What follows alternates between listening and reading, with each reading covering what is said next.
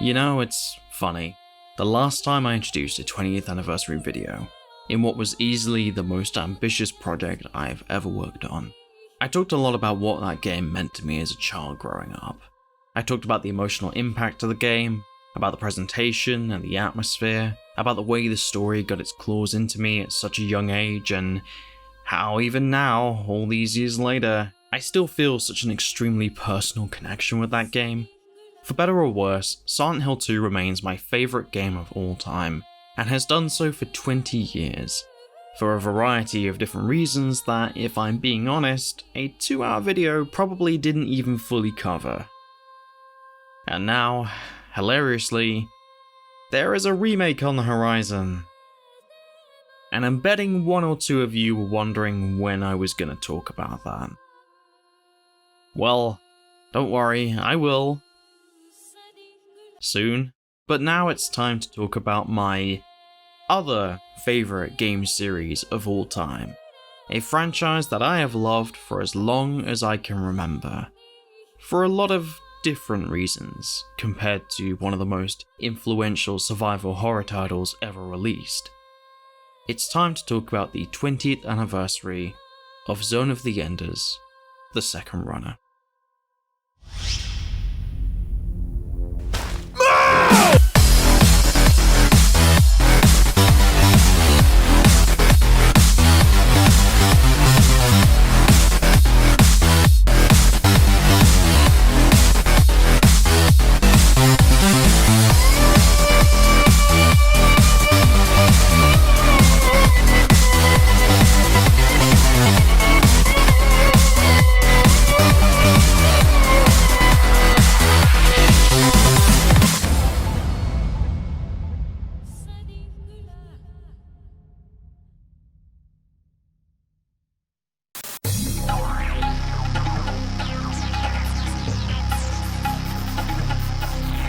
Okay, just to get a brief summary of this franchise firmly out of the way, let's ask the same question that I posed the last time I did one of these, just to get the ball rolling.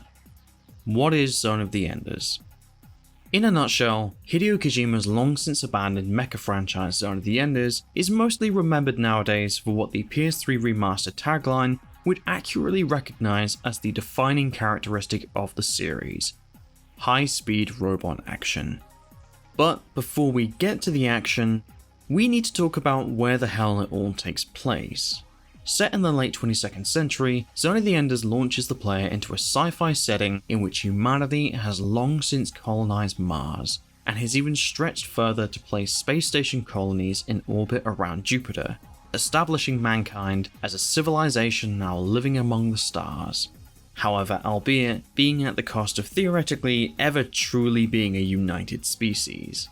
Having suffered an extensive period of ever-growing oppression at the hands of Earth's political leadership, the colonists of Mars and Jupiter are now miserably familiar with being viewed in a derogatory manner by Earth's inhabitants, seemingly disregarded by the original humans as nothing more than enders, or rather, those that live at the edge of mankind's civilization. The end of the line that faces outward into a void of space-filled nothingness.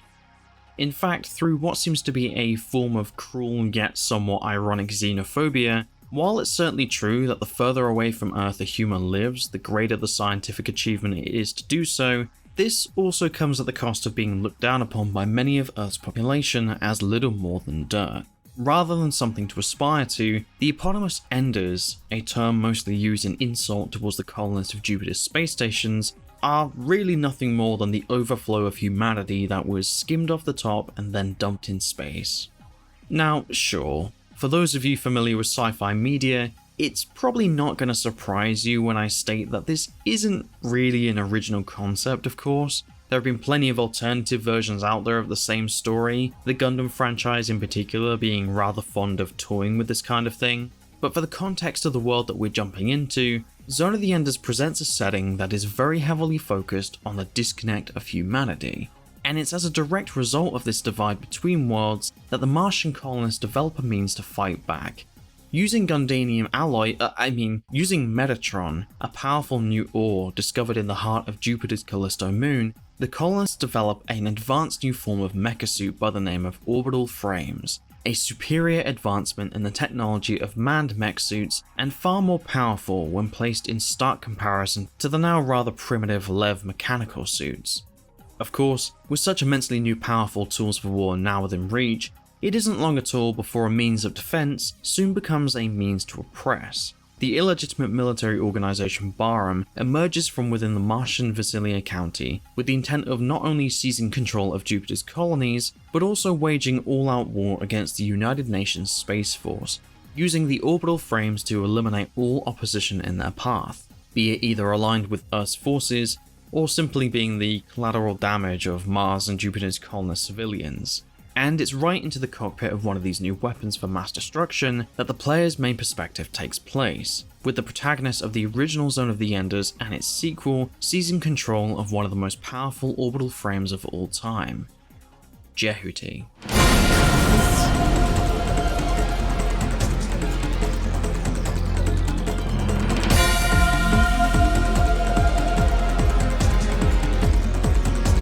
So, with the stage set to make big robots smash into other big robots, you're now probably wondering why I've spent the last 5 minutes giving you an extensive Star Wars prequel-esque lecture on space politics.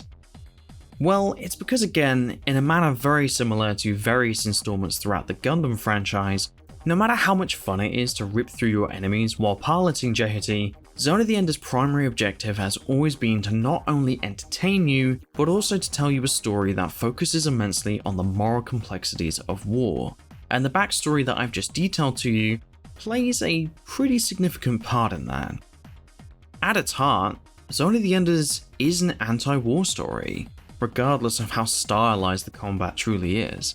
It's a tale of loss and oppression through the churning machine of governments, of finding the strength to survive impossible, terrible odds, or to then be strong enough to save those you care about when faced with those odds, and of innocence being ripped away in the face of terrible things potentially being done to you or by you. Again, sure, piloting Jehuti is still an awe-inspiring thrill fest. It can't be denied, and we will get to that. But the heart of this franchise has always been one that takes itself and the message it's attempting to convey very, very seriously. And so, if there ever was a better example of this narrative throughout the series, while I am technically here to talk about the second runner, it's kind of impossible to do that without first summarizing the original game in the franchise, which directly touches on everything I've just covered. Also, seeing as I kind of missed the first game's anniversary, this feels like a pretty good time to talk about it and make this video something of a two-parter retrospective anyway. I will also say as a final side note that in preparation for this video I did watch both the 2001 OVA Zone of the Enders Idolo and the 2001 series Zone of the Enders Dolores. We won't get into these too much as I would like to make a video on these separately, but as a reference point for some of the video, these are likely to come up from time to time, as will the Game Boy Advance release Zone of the Enders Fist of Mars. But to now kick things off, let's start by talking about Leo Stenbuck, the first runner.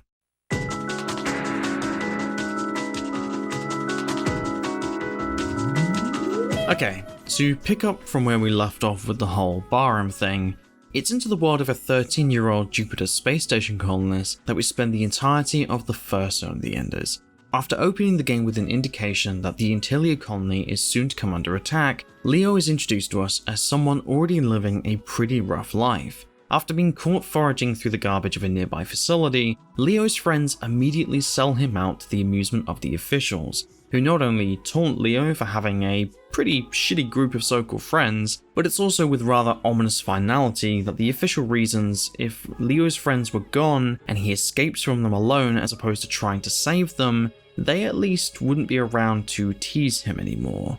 Apparently caught off guard by the statement and seemingly frozen with indecision, we don't actually see Leo's answer due to Bahram's attack on the colony scaring off the officials. It's then with stunned horror that Leo and his still captive friends watch as the UNSF Lev units are destroyed by Bahram's autonomous orbital frames. And in another cruel twist of fate after having been caught foraging in the first place, a defeated Lev soon stumbles towards Leo's friends, collapsing into a useless mechanical carcass and crushing them right before his eyes. Traumatized, Leo then attempts to escape the facility, which is now little more than a burnt out husk with bodies strewn all over the place. And it's through a mixture of panic and desperation that Leo's path soon lands him right in the cockpit of Jehuti. Good morning. Ready for combat operation.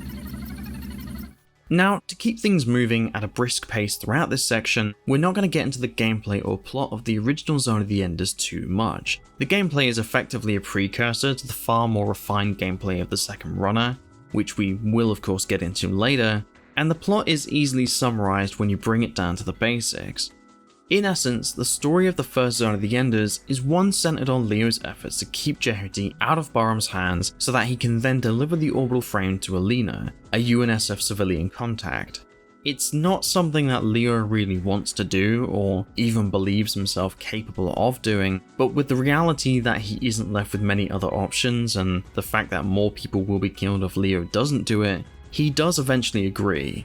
It's also while doing so that Leo then runs afoul of several Barham pilots, who also prove to be a fairly bad bunch. They destroy civilian facilities without a care for the deaths that they cause, and they all rather arrogantly disregard Leo's unexpected capabilities as a novice pilot, with some laughing in his face, while others disparage him for treating the orbital frame like a kid's toy. And so, with the destruction of his home so brutally shoved into his face, Leo has one simple choice: fight and protect the colony, or die. It's really not the most elaborate storyline, but it does serve the purpose of giving the player a sense of direction while spending the majority of its time zeroing in on the characters. And so, with the task at hand now firmly sitting on his shoulders, Leo's character arc is one absolutely buried in finding purpose and redemption, and also by proxy, in realizing your own inner strength. From the very moment Leo is introduced, from his stammering hesitancy to the indecision that inadvertently results in his companion's demise, Leo's development as a character is built from the ground up to focus on gradually discovering his strengths, while also at the same time learning to face his weaknesses head on. His inability to act in any meaningful manner towards rescuing his companions directly leads to their deaths. And regardless of whether or not they were truly his friends or simply bullies in disguise, who again even attempted to sell him out to save their own skins, Leo still mourns their demise. He feels responsible and loathes himself for the inability to take any real action and save them. And it's this introduction that directly feeds into his characterization for the rest of the game. Throughout the entire story of Zone of the Enders, Leo is constantly seen to be reminding both the battle AI Ada, and sometimes even reminding himself or being reminded of it by others, that logically or illogically, the value of human life is always worth saving. After recovering from the shock of the game's introduction, he then repeatedly attempts to save civilians, and his attempt to rescue Salvise, another childhood friend and one who seems genuine this time, is one that he absolutely refuses to be distracted from.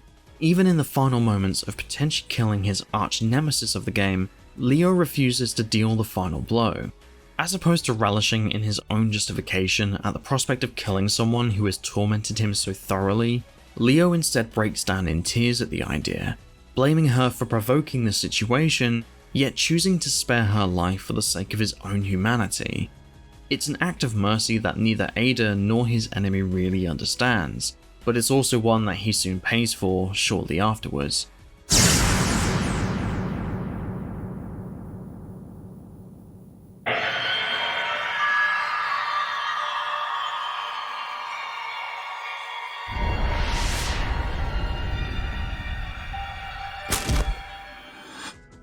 This is perhaps the most contentious aspect to Leo's character, and is certainly one that prompts the most negative discussion about him. It's even to his own detriment that Leo chooses the path of a pacifist first and combatant second. Regardless of the theoretical greater good in killing the Barham pilots, who all seem to be pretty comfortable with slaughtering countless civilians, Leo refuses to kill each and every one of them. No matter how much Ada will attempt to advise him otherwise, once defeat of the orbital frame is established, Leo will stand down and allow the pilot's emergency jettison to escape. He simply refuses to see things logically, or to consider the militaristic advantage or disadvantages of his decision. The thought of killing disgusts him, and he'll only fight to kill when push absolutely comes to shove. He's happy enough to destroy the remote-controlled enemies, yet will always be hesitant to take a human life. There's no glory in any of his victories, there's never a sense of congratulations or pride. It's just another uncomfortable notch on the list of things that he would rather forget. Destroy it? Why? They can't fight anymore. Your question does not compute. Why not destroy it? Why should I kill when there's no reason to? Because, at the end of the day, Leo's not a soldier. He's just a kid, a civilian who fell into the cockpit of one of the most dangerous fighting machines that mankind could ever theoretically conceive. But by taking control of Jehuti, he is forced to shed his own innocence and bloody his hands in order to survive. And the act of doing so hurts. It kills Leo to do what has to be done in the face of a few fairly grim alternatives. Leo, listen to me. You go find them. I don't want to get involved anymore. I've had enough. Why me? Why always me? This is what I'm talking about when I state that the original game's emphasis on an anti-war message is easily at the heart of its narrative. Although he will run into them from time to time, how Leo chooses to deal with his unintended involvement in the war surrounding him is far more heavily focused on rather than the upper echelon politics of Bahrain versus the United Nations Space Force. We don't really get to see a whole lot of that. It's Leo's personal interactions with soldiers of the war that becomes the main driving force of the game. Most specifically in relation to Ada, the battle AI who soon becomes a source of comfort and advice for him, and also in regards to his prime nemesis of the game, Viola. I have detected a Type C orbital frame in front of our position. It is different from the ones we have previously experienced. Please be careful. I found you. Get ready. What? The runner is a child?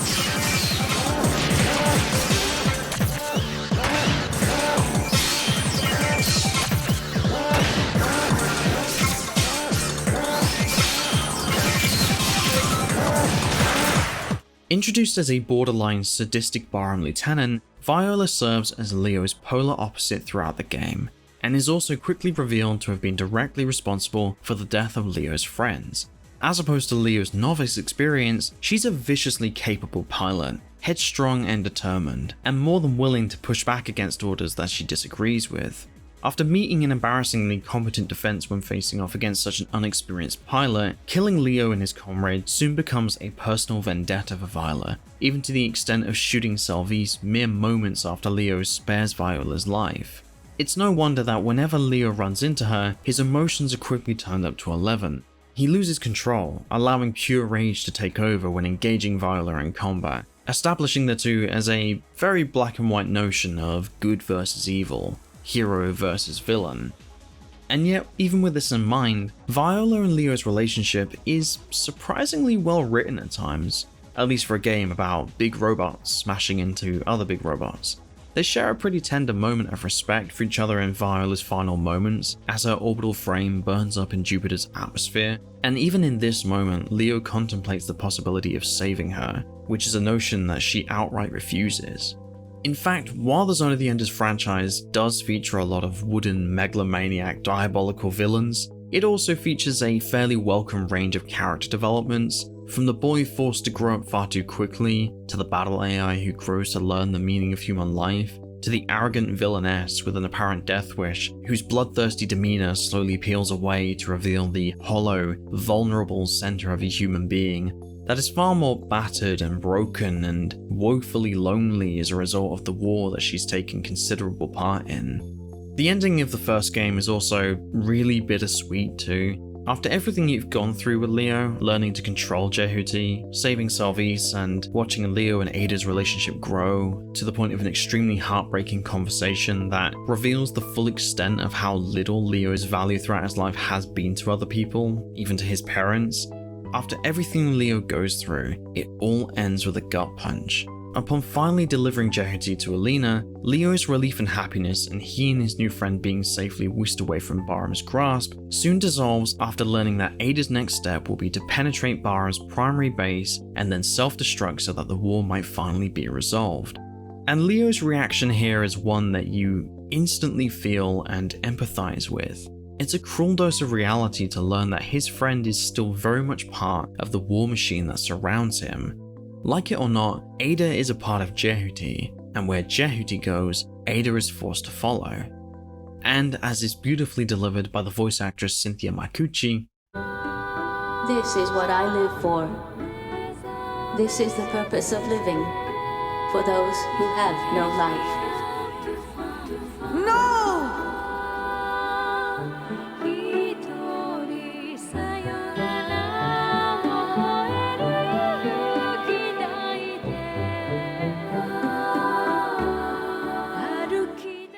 and that's how the first game ends.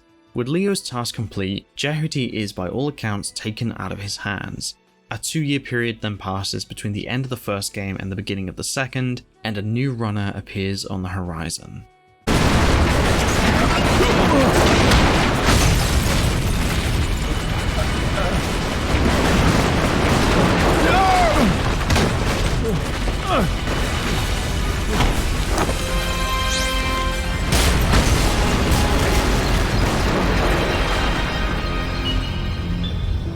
Good morning.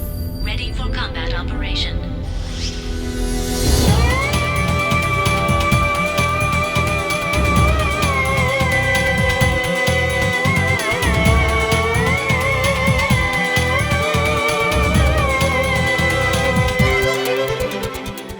Okay, let's just get the big controversial change out of the way, and one that I personally really disliked for a long time with this game. The second runner. As opposed to continuing Leo's story, Zone of the Ender's second major installment instead sees him removed from the player's main perspective, and instead, we are now placed in the shoes of Dingo Egret, a seasoned veteran of the Barham UNSF war who now prefers to steer clear of the conflict and works as a simple miner on Jupiter's Callisto. And we can again summarize the story of the second runner pretty easily. Following the discovery of Jehuty hidden in Callisto's ice, Dingo suddenly finds himself thrown back into the fray after a surprise attack from Barham destroys his mining lab and endangers his team. He then uses Jehuty to divert Barham's attention away from his comrades, boarding the ship in order to attack Barham from within the craft, and then immediately gets captured and almost killed for it.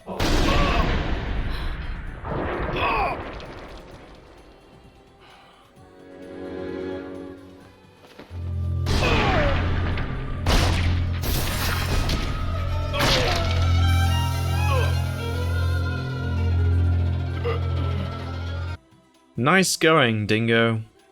Anyway, our boy is in luck because a Barham soldier by the name of Ken Marineris soon reveals herself to be a double agent. She saves Dingo by retrofitting Jehuty's cockpit into a medical bay capable of sustaining his life only while he remains within Jehuty, and after 2 months of keeping him hidden, manages to smuggle him out of Barham's immediate jurisdiction. However, this also means that if Dingo wants to live, he's going to have to return to his former life as a soldier and pilot Jehuty against Barham. Ada, please look after him. If I have to.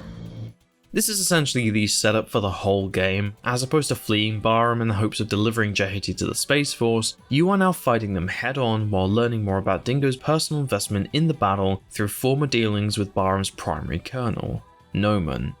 Do you realize how many of my comrades died back there? And at first, I have to admit, I really didn't like Dingo. By comparison to Leo, who shows up as a secondary character later in the game and is revealed to have been the one to hide Jehuty on Callisto in the hopes of saving Ada, Dingo doesn't really change all that much throughout the story. He's an obnoxious pain in the ass of a character who spends the majority of his time yelling, grumbling, and repeating himself. And in terms of character development from A to B, there honestly isn't a huge amount to talk about. Sure, his relationship with Ken develops a little, and it is at least interesting to use Dingo as a referencing point for the common soldier within this world. If anything else, he's effectively a blank slate to depict situations in which soldiers fall by the dozen to hundred due to the hubris or hidden agendas of their commanding officers. And in what easily stands as one of the most interesting character moments of the story, he's even used to highlight how a simple piece of wartime propaganda can be effectively used to sway men to their cause, by ensnaring a civilian through their hopes of a better future and their belief in a system that sees them as little more than a disposable commodity. People who believe the words of the slogan and are prepared to die for it because they either don't think to look too closely at the truth, or they simply choose to look the other way. But aside from the odd conversation piece here and there, that's about it. Dingo remains the same old Dingo as he is at the start of the game. He just grows more accepting of his role within the fight against Barham, and in the end that's kind of all he has going for him. By comparison to Leo, he's not all that especially interesting, nor do you feel any particular emotional investment in his story. It's actually kinda tiresome at times. What's wrong? Is facing up to Anubis too tough for you? Sorry, I was just trembling with excitement. Now, don't get me wrong, that's not to say that Leo is a perfect character. Hell no. In fact, he's a very flawed character. He's irrational or overly emotional at times. He's stubborn, he lashes out, he rejects good advice, he makes mistakes. While Leo does grow and mature throughout the story, there are moments where he can be quite a harsh, selfish individual. He needs to open himself back up to the possibility of believing in people. And again, in highlighting that, it's also worth reminding ourselves of who Leo is at this point in the story, because at the point that we meet him in the first game, with two parents who really want to abandon him and friends who try to sell him out, you can't really blame him for the way he acts at times. He's a child, a 13-year-old victim of a broken family, an unwanted scrap of society, surrounded by people who either didn't want him or actively went out of their way to abuse him. His attitude here isn't all that surprising. Why should an emotional, immature adolescent in shock at having just seen his friends get crushed to death care about those who didn't care about him? Well, that's where Salvise comes in at the perfect time to remind him, because it's the right thing to do. And while he can be frustrating, that's kind of the beauty of how Leo was written. The story of Leo telling Ada about his parents taking him out for dinner towards the end of the first game is just heartbreaking. It's a brutal example from the eyes of a child, a perspective of being unwanted by the two people who should be the ones who want and love you the most. It's a reinforcement that no matter what he did or said to please them, he was an unwelcome surprise that neither parent truly desired. And yet, throughout the course of the first game, Leo finds purpose in his situation. He realizes that the people he initially resents for their role in the war are now depending on him to help end the bloodshed. He might not like the circumstances all that much, but it's undeniable that he finds comfort and pride in his ability to be someone to depend on. Because at the end of the day, both in his initial and somewhat older counterpart that we see in the second runner, Leo's human. He matures throughout the story. And to get back to the second game, Dingo kind of doesn't. Sure, just like Leo, Dingo needs some convincing to help people or aid in the war, but instead of it appealing to his humanity, it's usually delivered in a form of convincing that walks hand in hand with, if you don't do what I tell you to do, I'll tell Jehidi to kill you. I can order Ada to stop feeding energy to you. Yo, what? So then, why after all this wonderful character development is Leo not the main character in the second runner? Well, because ironically it wouldn't work. Regardless of his growing maturity, Leo's not a soldier, and even when he eventually tries to play as one, he's incapable of removing his personal feelings from the situation to then benefit the mission at hand. He's, ironically, a hell of a lot more similar to Viola at times than he'd ever want to admit. One of the very first things that Noman says to her is to keep her personal feelings out of the equation, which is something that neither she nor Leo were ever fully capable of. They think with their heart, not with their heads. Whereas Dingo, for all his faults, is a far more practical person by comparison. He has the experience of someone who's used to facing the bitter truth of the situation and dealing with it. And for the plot of the second runner to work, you need a character who can do that, who's capable of putting the mission first and foremost above their own personal feelings. In short, the second runner needed a soldier. Because in this game, the pilot of Jehudi isn't running from anything, except to attack head-on. Shift to vector cannon mode. All energy lines connected. Landing gear and climbing irons locked. Inner chamber pressure rising normally. Life ring has started revolving. Ready to fire.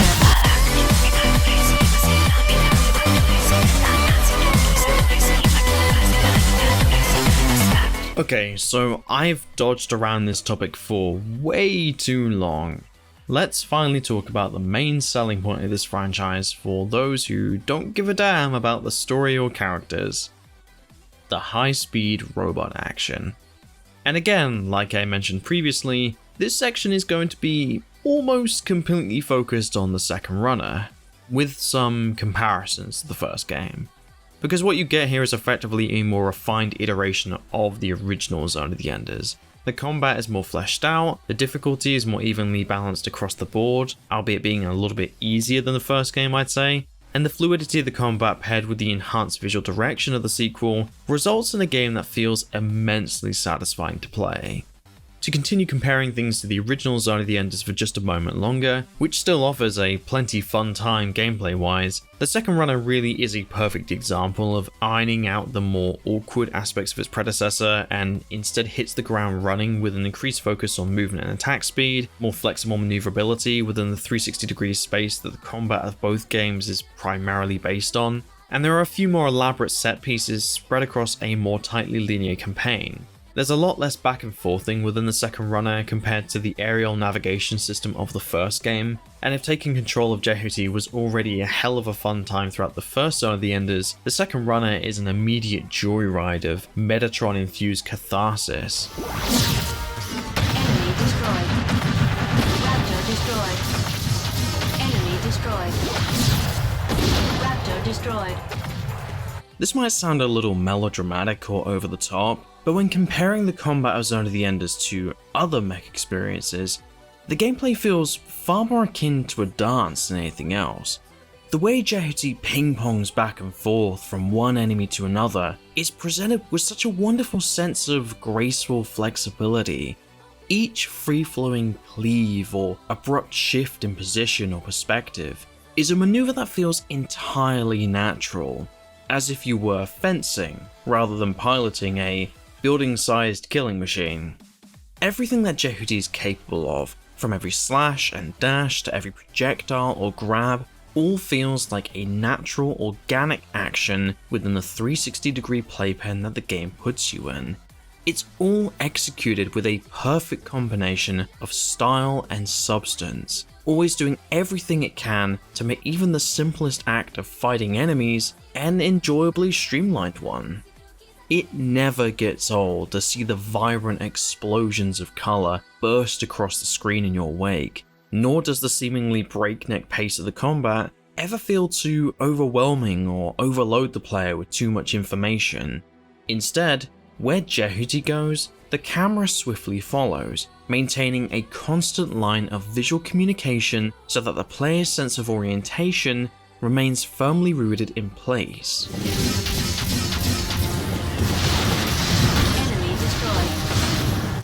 There's really not a single hint of the clunky, awkward movement or combat that can arise from other mech games. This game franchise really has a lot more in common with Devil May Cry compared to something a little bit more realistically focused, such as Armored Core. Of course, that's not to say I don't enjoy those games, because I do, but there is something to be said about maneuvering Jehudi across the various landscapes of the game that makes for a constantly smooth, fluid action. And the chaotic butchery of robotic body parts left in Jehudi's wake is an endlessly entertaining experience. In fact, through what seems to be a clear-cut attempt at flipping the more stiffly designed mech experiences on their heads, which again isn't necessarily a bad thing if that's what you're aiming for. Zone of the Ender's entire gameplay focus is instead on presenting a sense of pure weightlessness. Even just the simple act of controlling Jehuti is an irresistibly slick and stylish one. It's the little details such as the spinning dive forwards when engaging your thrusters, or the smooth line of scorched metal when scraping against the ground, that really hammers this aspect of controlling Jehuti home. But when it's then combined with the fast frenetic combat mechanics and the appropriately electronic backbone of the music and sound design, well, this, my friends, this is just exhilarating.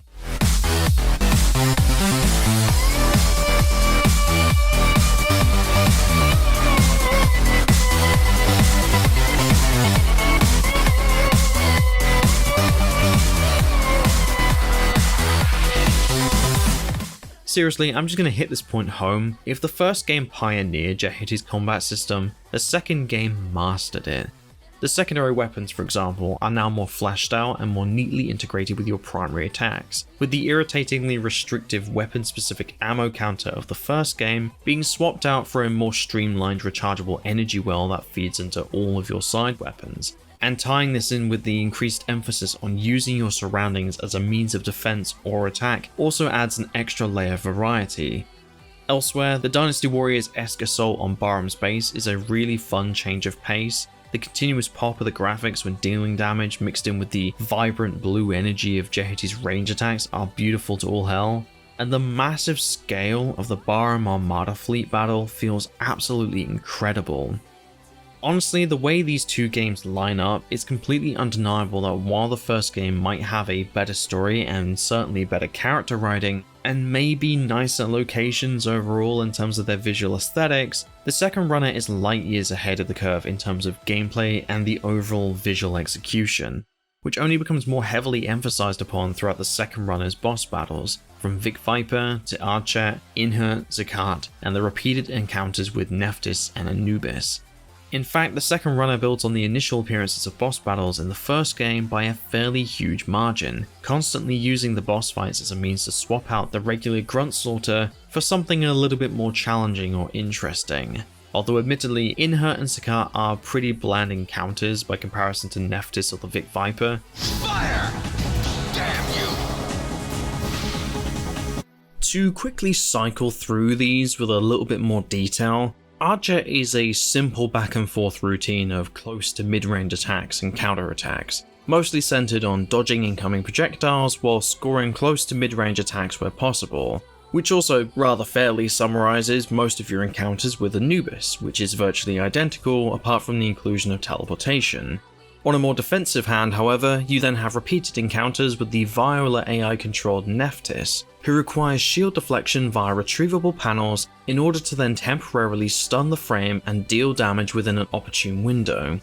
And then finally you have the Vic Viper, which consistently swaps out between close range and long range attack modes.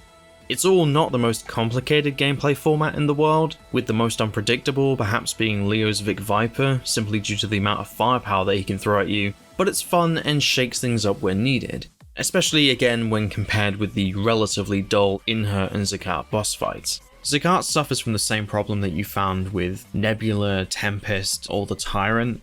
It's just big robots firing bullet hell lasers at you and having to dodge them while dealing damage from afar. It isn't all that interesting as an overall gameplay experience. And when it comes to Inhert, it just feels like you're playing the nightmarish cha-cha slide dancing game, which is a childhood memory of primary school discos that I'd rather burn to a fucking stake than ever be forced to relive. Now, if I am being completely honest, there's a certain irony to the gameplay of Zone of the Enders in that while it is a lot of fun and it is the main lure for the series, there's actually not a huge amount that you can say about it. The second runner environments are nice enough to look at, even in spite of the fact that they can be a little bit bland when compared with the Antillia space station of the first game. The more traditionally animated cutscenes that replace the awkward 3D animation of the first game are also arguably far superior, but there is only so many times I can rephrase my enthusiasm for how much I love smashing robots into other robots throughout these games. because what it all effectively boils down to are a series of heavily refined combat encounters that are a blast to experience, yet don't push the boat out too much in terms of gameplay variety. And it's for this exact reason that the next statement might not surprise you. Both of these games are short. At barely 5 to 6 hours, the second runner is an incredibly brief experience, especially when compared with another Hideo Kojima title of that era. And this kind of feels like both a blessing and a curse. On the one hand, there's a really solid sense of progression throughout the second runner, whereby through each combat encounter, you're almost always continuously upgrading Jehuti, unlocking new weapons, boosting your attack strength, or obtaining the short-range zero-shift teleport. And with every new upgrade added to Jehuti's roster, you just feel all the more invincible.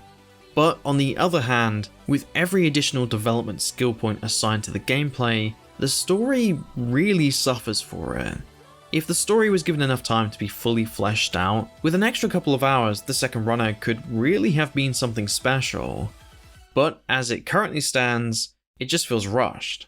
Horribly rushed. If anything happens to my pals in Callisto, you'll pay. I didn't kill them. I don't believe you. Take Dingo and Noman for example. Sure, the Jehuti vs Anubis fights are exciting, and the two pilots have their rivalry for justified reasons within the context of the story, but it all just boils down to good guy kills bad guy. There's no emotional stake in the conflict. You just show up and kill Noman, and that's it, game over. This is it! Comparing this with Viola vs Leo of the first game, the player's relationship with Viola is far more neatly integrated with the story. You feel a tangible investment in the rivalry because, as opposed to it being told at you through various dialogue dumps, the game shows it to you. It puts you right there in the cockpit alongside Jehuti from the moment Leo and Viola meet to the final seconds of her demise. Viola's death carries an infinite amount of weight by comparison, because if you remember, Leo has refused point blank to kill any single one of his combatants. The unmanned frames are lifeless nothings. He spares the other pilots, but in defeating Viola and watching as she burns up in Jupiter's atmosphere, even while mulling an intention to save her, Leo's hands are no longer bloodless.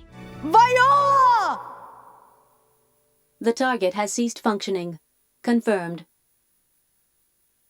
Doesn't that final blow just feel so much more meaningful by comparison? But you don't get that with Noman. Not in the slightest.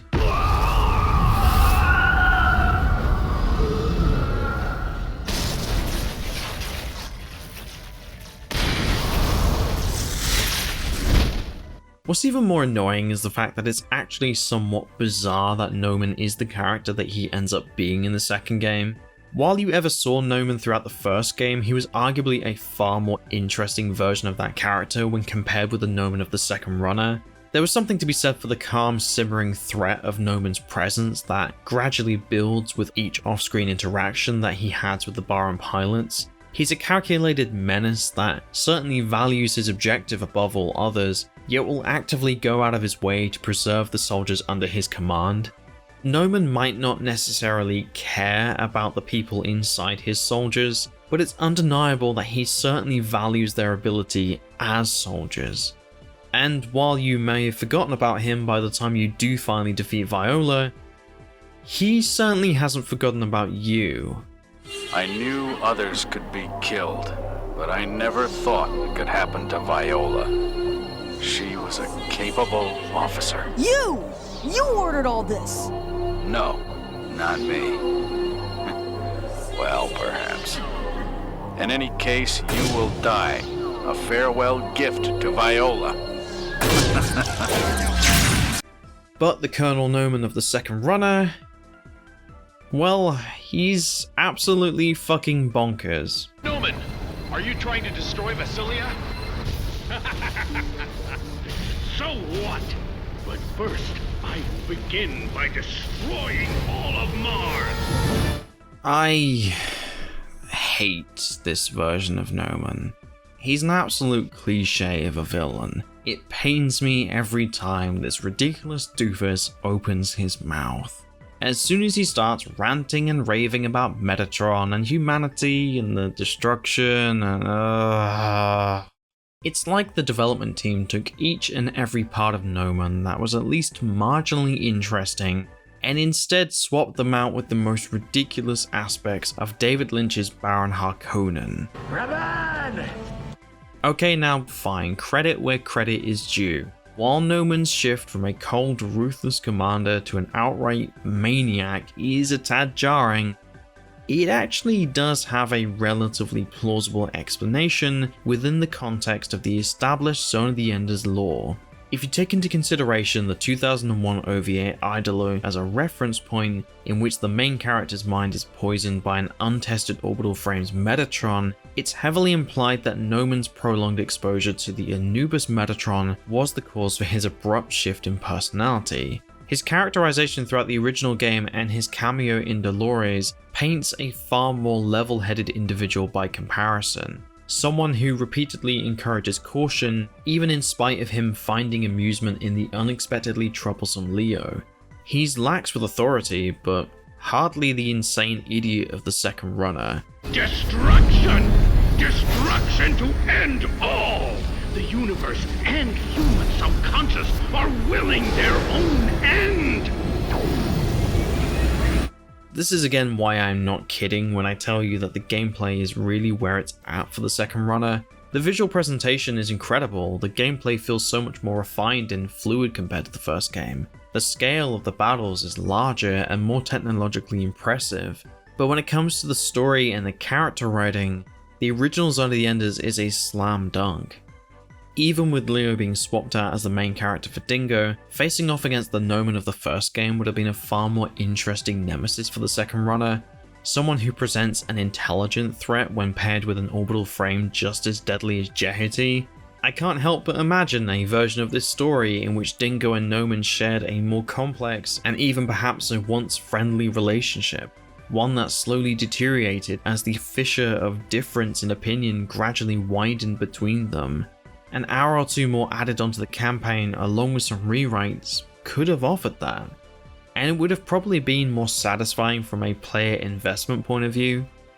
All in all though, regardless of any complaints that I might have with either the first or second game, you can look past the bumpier aspects of both and still have a really good time. I absolutely love these games, but it's hard not to imagine the larger, more fully realized version of what could have truly been the second runner. Also, the music is fucking amazing.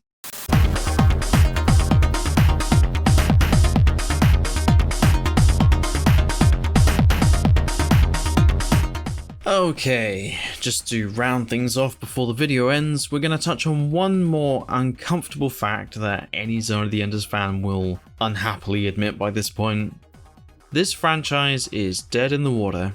Following Konami's controversial split with Hideo Kojima, it's been made abundantly clear by both parties that continuing Zone of the Enders is borderline impossible by this point. Konami owns the rights, and Hideo Kojima is the main creative force behind the franchise. And every time it's brought up, Konami points to the lackluster commercial performance being why they don't want anything to do with it, and Hideo Kojima just keeps on hammering home the fact that while he does appreciate people asking about it, the reality is we're probably never going to see it. For some additional context, while the first game did pretty decently on the commercial performance side of things, the second runner did far worse by comparison.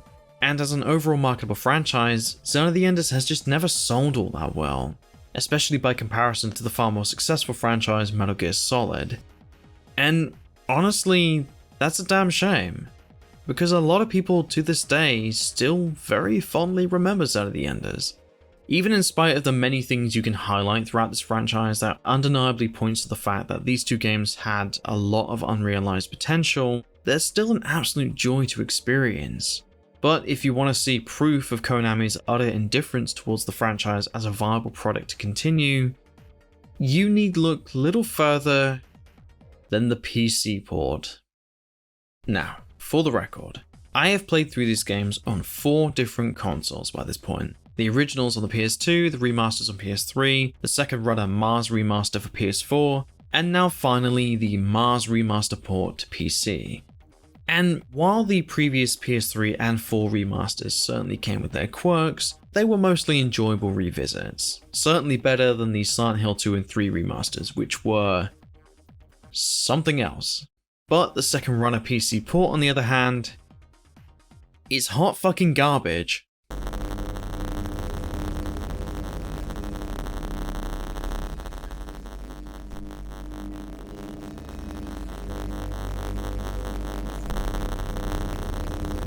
Great job, Konami. Really looking forward to that Silent Hill 2 remake.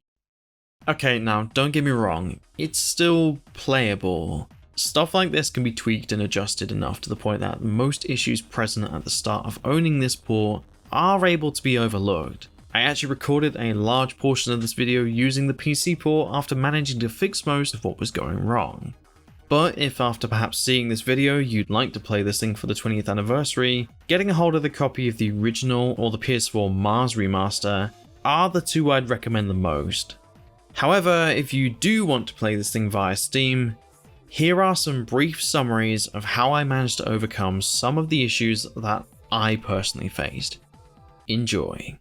First off, the buzzing audio is actually easy enough to fix. You just need to set the sample rate in your Windows sound device to 48K. If you have a device that defaults to 44K, it will sound like this, and the cutscenes will also play at roughly 25% faster than intended. I don't know why.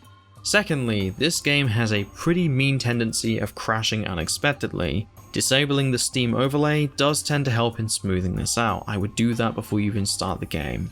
Third problem, this game has an annoying habit of not wanting to boot into full screen or allowing you to change it in the game settings. You need to tweak the Steam settings to force it to do so before you boot the game. Fourth problem, and this is the real fun one, there is then the matter of actually playing this thing. If you want to play this game on PC, do not play it using the keyboard and mouse. I swear to God, do not put yourself through this misery. For starters, you can't rebind the Windows keys in any manner so that playing this thing is a more comfortable experience. Navigating the menus using the keyboard is also annoying as hell because the options to select, confirm or exit all seem to rotate on a nonsensical basis. What might be accept on one menu ends up being exit on another. It's really strange. And then of course there's the mouse controls.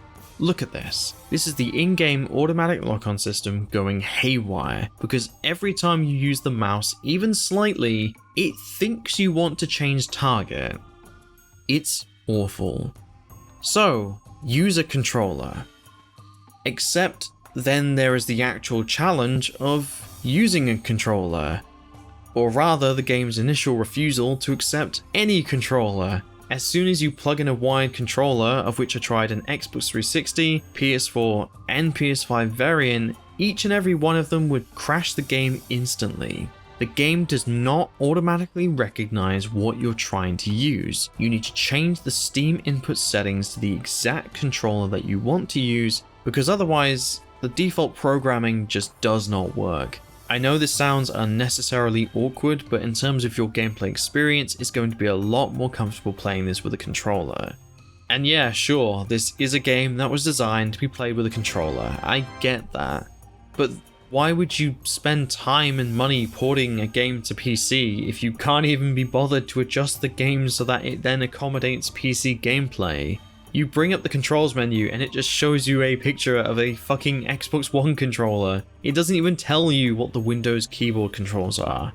Not every PC player is going to have a spare controller. Not every PC player is going to understand that this was a game intended to be played with a controller, and that's what they really should do. And not every single PC player can be bothered to change arbitrary settings to avoid the game breaking every 5 minutes. Again, these are all fairly simple fixes, but these aren't detailed to you by any form of official communication by Konami. And the fact that I had to figure all this out by sifting through Steam forums and hunting through a few other third-party sites hoping to find technical fixes for a remaster that came out 4 or 5 years ago, is just embarrassing. Your average consumer should not have to do that. Honestly, the real icing on the cake is the fact that the Konami developer contact, who initially seemed to want to help fix the game via the Steam discussions page, then just completely vanished after promising that the development team were going to work on some update patches. Why even bother offering if you're not going to uphold your end of the bargain? You complain about poor commercial performance, but then you're just asking for refunds here. But whatever. Konami is as Konami does. I guess we're just lucky that it didn't get turned into a pachinko machine.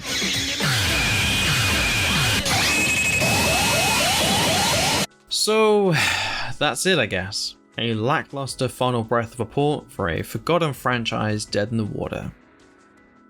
And that sucks.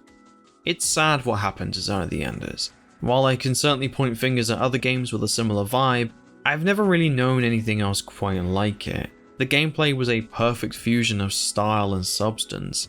The overall story felt like it actually had something to say beyond just smashing robots against other robots, promoting an anti-war theme that I think now more than ever we could maybe really do with. And considering the fact that the third game in the franchise was theorized to take place in an alternative reality version of the same story with more biologically oriented Jehudi and Anubis designs, I think it's pretty clear that Zone of the Enders still had a lot of creative gas in the tank as a franchise. Reading through some of the interviews in preparation for this video, it's obvious that the people working on these had a lot of love for the franchise, and I think that's what makes them special. They're not perfect in the slightest, but they have a lot of heart, and even in spite of the fact that this is a video that kind of ended up being a bit all over the place, especially with the scripting side of things, to now have finally spent some time talking about Zone of the Enders for the 20th anniversary of the second runner, it all feels very appropriate. I have a lot of love for these games, and if Hideo Kojima ever reclaims the ownership of the license, seeing something new be released would still excite me. And I hope for the 20th anniversary, a few more people enjoy them even now. Friends, thank you for watching this video. As always, I'd like to thank my wonderful supporters on Patreon for their continued support throughout last year and now beginning this year. In particular, the highest tiers: Game Master, Dark Raptor 86, BFD Survivor, and Shikotsky. I hope you've all had a fantastic start to the year, and I'll see you on the next video. いつしか見た